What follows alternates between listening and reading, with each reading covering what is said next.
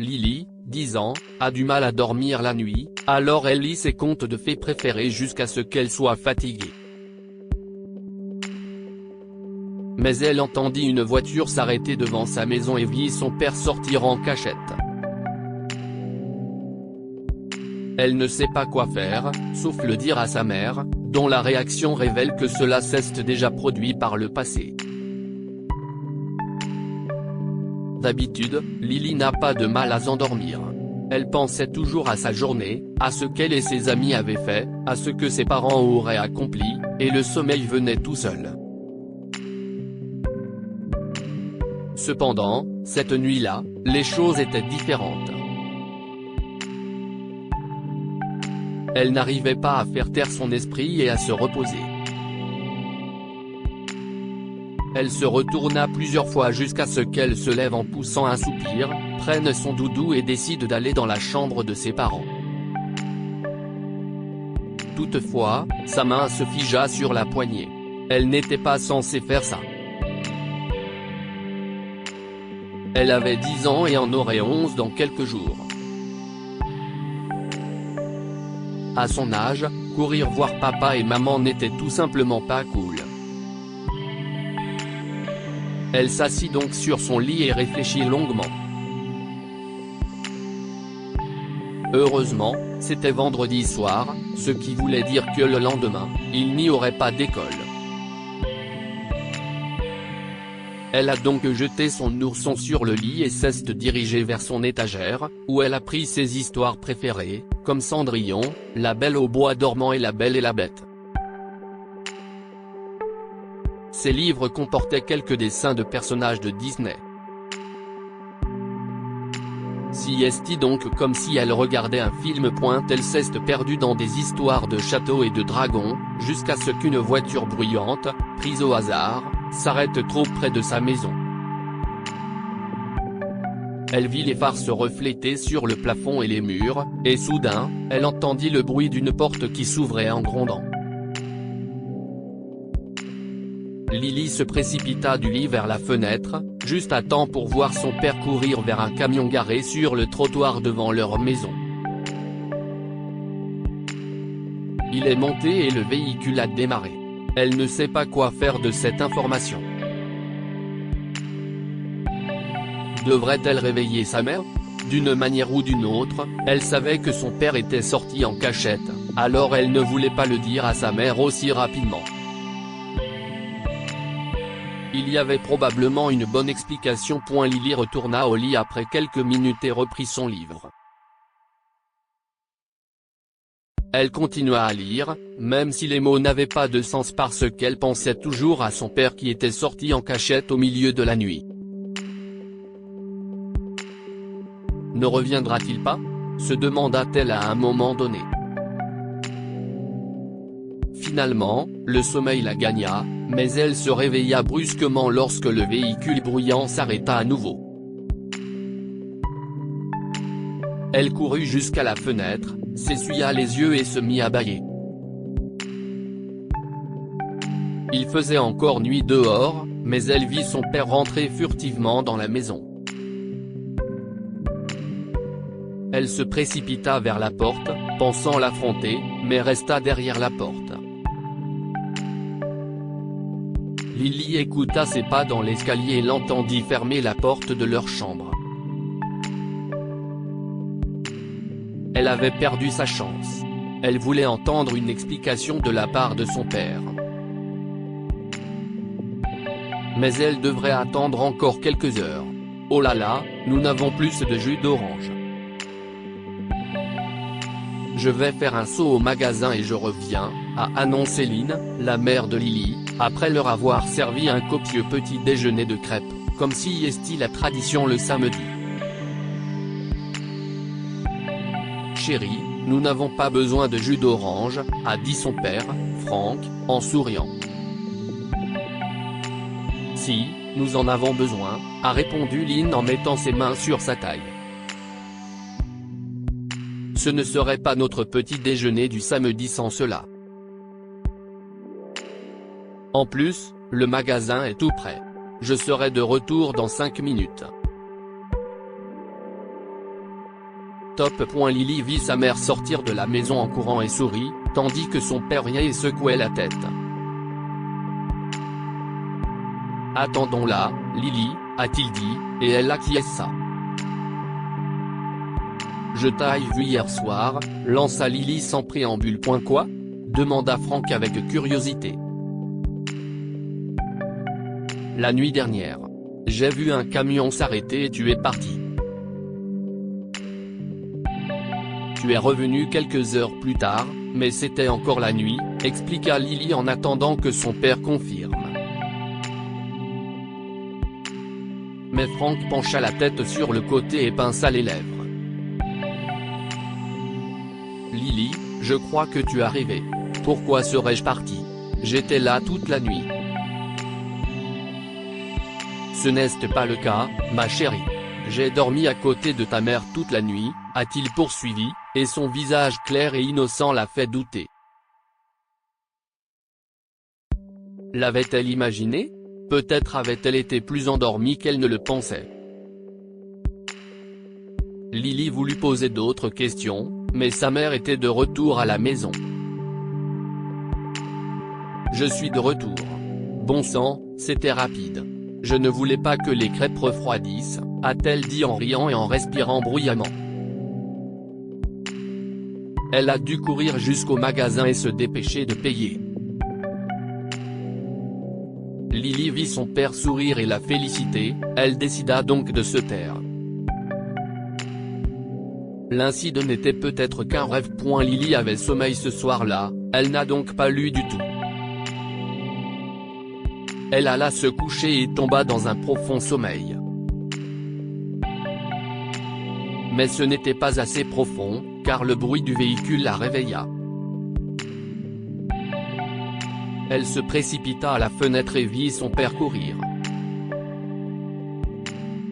La jeune fille s'est précipitée pour trouver son téléphone, mais elle n'a pas été assez rapide. Le camion est parti. Lily claqua des doigts en pensant à cette occasion manquée. Son père avait essayé de la convaincre qu'il n'avait pas fait le mur, mais la jeune fille était bien réveillée maintenant et avait découvert la vérité. Cependant, elle ne pouvait pas le dire à sa mère si elle n'était pas en mesure de le prouver, alors elle essaya de rester éveillée pour au moins le surprendre en train de rentrer. Malheureusement, elle n'y parvint pas. Lorsqu'elle se réveilla, c'était déjà le matin. Encore une occasion manquée. La nuit suivante, elle était déterminée à attraper son père, et elle sortit même de sa chambre après que sa mère s'est endormie pour prendre un reste de café. Elle se précipita dans sa chambre et attendit près de la fenêtre, son téléphone à la main. Une fois de plus, le camion était là. Lily ne savait pas comment sa mère ne s'était pas réveillée. C'était si fort. Mais elle attrapa son téléphone, appuya sur record, et vit la silhouette sombre de son père courir vers le camion. Elle a dû attendre encore des heures avant de le voir revenir, mais cela en valait la peine. Le matin, elle a regardé à nouveau son téléphone et a vu l'épreuve. Son père lui avait menti lorsqu'elle lui avait posé la question, mais les vidéos étaient la preuve qu'il s'était faufilé. C'était déjà lundi et elle devait s'habiller pour aller à l'école. Je dois partir tôt, ma chérie. J'ai des réunions, a dit Lily à son père lorsqu'elle descendit les escaliers. Il lui fit un signe de la main et se précipita vers la sortie. Lily, mange vite. Nous allons être en retard pour déposer les enfants, a lui dit Lynn en posant ses céréales sur la table. Maman, il faut que je te montre quelque chose, a-t-elle lancé en sortant son téléphone. Oh, ne me dis pas que si est une de ces danses TikTok que je ne comprends pas, a grogné Lynn avant de rire. Non, ce n'est pas ça. Maman, j'ai vu papa se faufiler hors de la maison depuis vendredi soir. Je n'ai pu enregistrer qu'hier soir, a tristement dit Lily en donnant les vidéos à sa mère. Le front de Lynn se plissa d'inquiétude, et son expression devint de plus en plus inquiète au fur et à mesure que la vidéo se poursuivait. Elle se mouilla les lèvres et essuya la sueur de son cou, comme si elle réfléchissait profondément. « Tout va bien ? Pourquoi papa fait-il ça ?» a demandé la jeune fille, et Lynn la regardait avec la même inquiétude pendant une seconde mais elle disparut en un clin d'œil. « Lily, ton père a trouvé un deuxième emploi pour gagner un peu plus d'argent. Je ne te l'ai pas dit parce que je ne voulais pas que tu t'inquiètes, » a expliqué sa mère en lui caressant la tête pour la rassurer. « Tout va très bien. Si est juste de l'argent. Mais est-ce qu'on a des problèmes ? Non, non, non, ma chérie. Nous avons quelques projets pour la fin de l'année, et avec un peu de chance, cet argent nous permettra de les réaliser. » D'accord ? A dit Lynn. L'épaule de Lily se détendit enfin et elle s'assit pour prendre son petit déjeuner. Ce n'était rien. Il n'y avait pas lieu de s'inquiéter de cette escapade, pensa la jeune fille avec joie. Lynn détestait mentir. Elle et sa fille avaient l'une des meilleures relations qui soit, et leur famille était très unie. Malheureusement, elle a dû mentir à Lily sur le fait que son père sortait en cachette, parce que la vérité, si est qu'elle n'avait aucune idée de ce qu'il faisait. Elle ne l'a jamais entendu quitter leur lit, le véhicule ou quoi que ce soit d'autre. Mais elle pourrait connaître la raison de ses agissements. Dans le passé, Frank a eu des problèmes de jeu. Il lui arrivait de claquer des centaines de dollars en une nuit, mais tout cela a cessé lorsque Lynn est tombée enceinte. Elle lui a dit de se faire aider, sinon elle divorcerait. Il a fréquenté un groupe de soutien et un thérapeute pour ses problèmes. Cependant, il avait repris ses vieilles habitudes. Cela devait être l'explication de sa sortie en douce, mais elle ne pouvait pas le confronter aux vidéos de sa fille comme ça. Il mentirait et essaierait de s'enfuir d'une autre manière. Si est ce qui arrive avec la dépendance. Elle devait le prendre sur le fait elle-même. Ce soir-là, à l'heure dite, elle fit semblant de s'endormir, comme toujours, mais ce n'était pas le cas. Ce qu'elle voulait, c'était se reposer. Elle sentit donc son mouvement sur le lit et attendit d'entendre la porte. À sa décharge, il était vraiment silencieux. Pas étonnant que je n'ai rien remarqué ces derniers jours, pensa Lynn en se levant du lit. Cette fois-ci, elle a vu le véhicule et a couru prudemment vers les escaliers, a attrapé ses clés au moment où le camion démarrait, est montée dans sa berline et l'a suivi. Elle était loin d'eux, mais ne les a pas perdus de vue.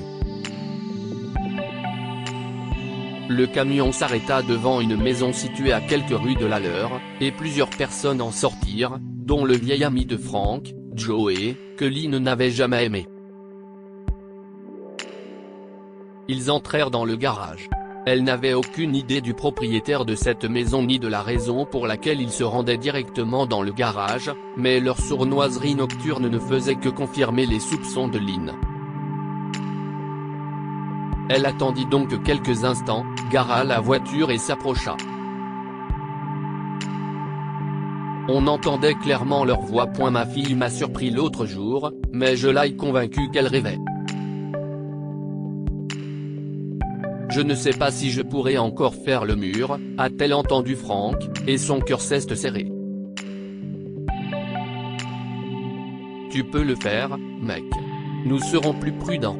Je ne devrais pas venir te chercher à la maison. Tu pourrais marcher quelques maisons plus loin, et je t'y conduirai, suggéra Joey, et Frank sembla être d'accord. Lynn en avait assez. Il était temps de les rattraper. Elle se dirigea donc vers la porte latérale, tourna facilement la poignée et entra. Cependant, dans sa précipitation, elle ne vit pas un obstacle juste à côté de la porte et trébucha, tombant sur le visage. « Lynn ?» demanda Joey, surpris. Lynn se leva, essuya son gant et tenta de sauver la face. « Je t'ai eu. » Elle s'attendait à voir Frank, Joey et tous ceux qui étaient assis à une table de poker ou quelque chose comme un film de gangster dans un casino. Mais ils portaient tous des combinaisons recouvertes de peinture et avaient des pinceaux à la main. Ils la regardèrent tous avec perplexité. Qu'est ce qui se passe ici ? A-t-elle demandé maladroitement. Lynn, est-ce que Lily te l'a dit ? Mon Dieu. Pourquoi m'as-tu suivi ? A demandé Frank, non pas frustré mais déçu. Je pensais que tu jouais encore. Lynn bégaya mais réalisa qu'elle n'avait pas tort. Ou alors, pourquoi es-tu sorti en cachette ? J'essayais de te surprendre toi et notre fille, a révélé Frank en soupirant. Si est notre 15e anniversaire et le 11e anniversaire de notre fille dans quelques jours. Je voulais faire quelque chose de spécial pour mes femmes. Alors, tu fais wow tout ça ? A demandé Lynn en s'avançant dans le garage et en souriant. Les autres amis de Joey et Frank souriaient en expliquant leur travail. Qu'en penses-tu ? Demanda Frank à sa femme. Si est merveilleux. Je suis désolé d'avoir gâché la surprise, a répondu Lynn en souriant et en se touchant la poitrine. Les projets de son mari Lo ne t'impressionnaient point. Eh bien, tant que tu ne gâches pas tout pour Lily, ça ira, a dit Frank, se rapprochant d'elle pour lui donner un doux baiser. La vie reprit son cours normal après que la mère de Lily lui a assuré que tout allait bien entre eux. Elle n'a jamais remarqué que son père faisait encore des cachotteries et a dormi toute la nuit parce qu'elle voulait que son anniversaire arrive vite. Elle se réveilla ravie d'avoir 11 ans et voulut descendre tout de suite. Cependant, une robe de conte de fées se trouvait sur son bureau, accompagnée d'un post-it qui disait « Mets-la avant de descendre ». Elle se dépêcha de s'habiller, se coiffa et mit un peu de paillettes sur son visage pour avoir l'air encore plus magique. C'était le look de ses rêves, et Lily se précipita en bas pour demander l'avis de sa mère. Lynn l'attendait sur la dernière marche. Joyeux anniversaire, ma belle, a-t-elle dit, et Lily a vu un grand diadème dans ses mains. Un diadème ? Oui. Tu ne serais pas une princesse sans un diadème, continua sa mère et elle le mit. Si est génial. Je suis une princesse, comme dans mes livres. Lily tournoyait dans sa grande robe bouffante. Mais Lynn pinça les lèvres et se gratta le menton. Tu sais.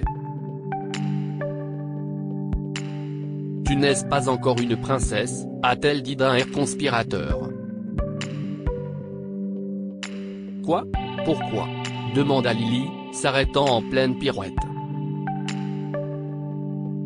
Une princesse a besoin d'un château, a dit Lynn en exagérant sa voix et en bougeant ses doigts. Puis elle pointa du doigt la porte. Les yeux de Lily s'écarquillèrent et elle faillit trébucher en atteignant la porte d'entrée. Leur jardin avait disparu. À la place, elle vit un château de contes de fées comme celui de Cendrillon à Disney, mais en plus petit et en carton, avec d'autres détails de ses histoires préférées.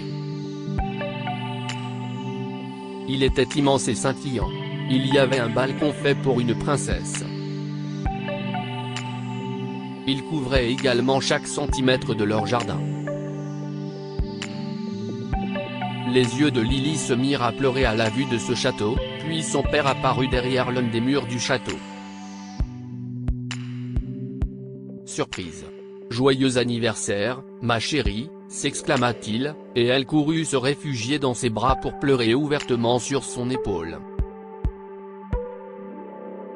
Oh, ma chérie. Ne pleure pas. Une fois qu'elle s'est calmée, Lily a exploré le château en bois que son père avait fabriqué et dont il lui avait expliqué toutes les parties. Elle monta sur le balcon et les salua comme il le faisait dans Princess Diaries. « Merci d'être là aujourd'hui », a dit Lily en citant le film. Bientôt, ses amis sont arrivés, toutes vêtues de robes de princesse et de diadèmes. Les garçons portaient des costumes et de fausses épées. Ils couraient et jouaient de façon improvisée. Ses parents avaient également engagé quelqu'un pour se déguiser en dragon afin qu'il puisse continuer à jouer au conte de fées. C'était l'anniversaire parfait, un anniversaire que Lily allait garder en mémoire pendant de nombreuses années, et Lynn était plus heureuse que jamais. Merci pour cela, chérie. La voir aussi heureuse, c'est exactement ce que je voulais pour notre anniversaire, a dit Lynn à son mari ce soir-là, une fois la fête terminée. Tu me l'as offerte pour notre anniversaire il y a des années. Il n'y a pas de meilleur cadeau que celui-là, mais je voulais quelque chose de spécial cette année, acquiesça Frank, et ils endormirent, enlacés, sachant que leur princesse avait passé la plus belle journée de sa vie. Que pouvons-nous apprendre de cette histoire? Il vaut mieux ne pas se cacher et dire la vérité à son conjoint. Frank aurait dû dire à Lynn qu'il préparait quelque chose de spécial au lieu de se cacher à son insu parce qu'il avait un passé délicat. Les enfants sont plus intelligents et perçoivent les choses mieux que vous ne pouvez l'imaginer. Frank n'aurait pas dû sous-estimer sa fille ou lui mentir sur ce qu'elle a vu.